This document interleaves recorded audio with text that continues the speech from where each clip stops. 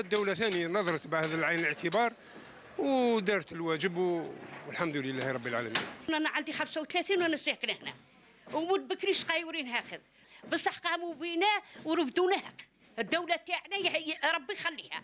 يتم الآن ترحيل العائلات في ظروف لائقة وفي سكنات لائقة بعدد 75 عائلة لحي 17 أكتوبر الجديد أيضا ببلدية سور الغزلان.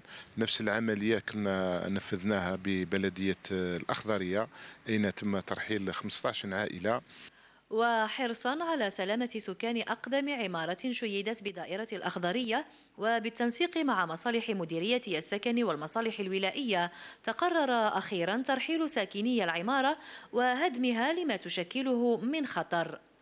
والحمد لله كما ترون الآن تم التدخل مع السلطات مع رئيس دائرة الأخضرية وتم التكفل بالعائلات هذو بأسكان لائقة.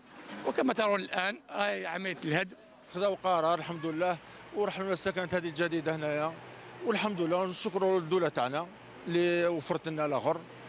وكيفاش كنا كيفاش ولينا كنا عايشين في خوف، واليوم الحمد لله نشكروا ربي سبحانه ونشكروا يعني المسؤولين تاع البلاد نتاعنا.